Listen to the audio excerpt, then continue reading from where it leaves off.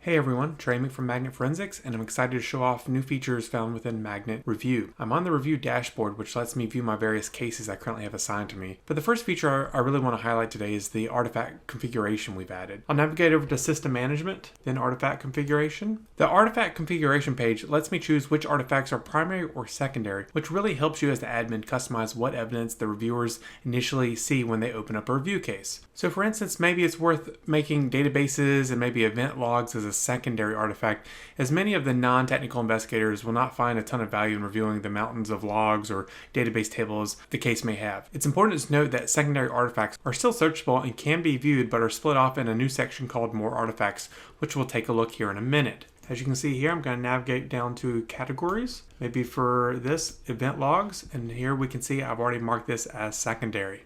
Now let's go ahead and take a look at the artifact configuration page. So I'm going to head right back over to my wheels to System Management, and now I'm going to go into Artifact Column Priority. On the left, you'll see we have a long list of all the artifacts reviewers can be presented with while investigating various cases.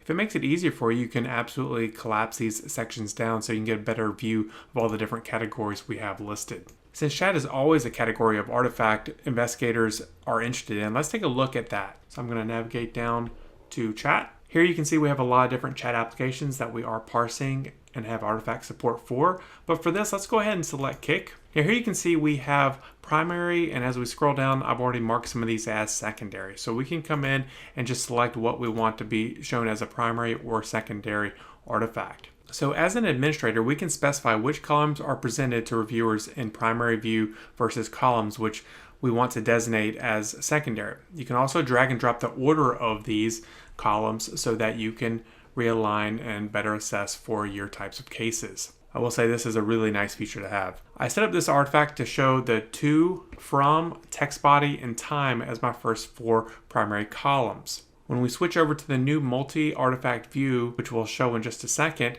you'll see why this becomes important. One additional note on the configuration of your artifacts is the ability to import your configurations, which can be a really huge time saver if you have multiple review environments, so admins will only need to configure artifacts once. Let's go ahead and head back over to the dashboard and see what these newly created artifact categories look like.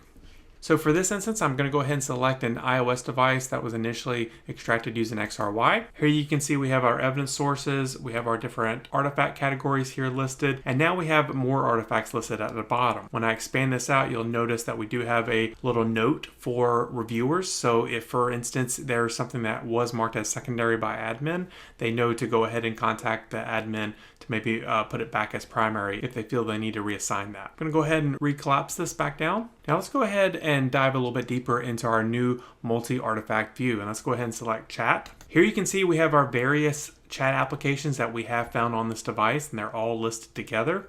And you can also notice we have column 1, 2, 3, and 4. So this is why it's important to assign your first four columns for what you want to show within that multi-artifact view. Hovering any one of these values, you'll see the artifact that we are pulling that from. You'll see how that was designated. So as you can see here with column 2 from Twitter, we have from and matched name.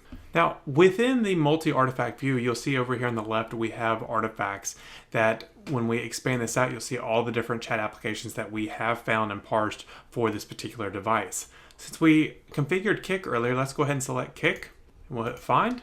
Now we've narrowed down our search to just looking at the Kik messages, which can really be important when particular cases maybe you need to just narrow down your focus versus looking at all the various chat applications that we've parsed. Now if you want to see a little bit more information from Kik, we can scroll over here, and as you see we have show more columns. This will be the secondary list of artifacts that we have initially hidden, but as I said earlier, you can absolutely search. So if there's a hit from a word search, you will get that, but we can expand these out so we can have 9 more columns, and as you'll notice, can just keep scrolling to the right a little bit further now. We can always simply select one of these messages to get the view of what's going on within this message as well. One thing I love is obviously the chat threading and the ability to preview what that message look like on that device. This is fantastic.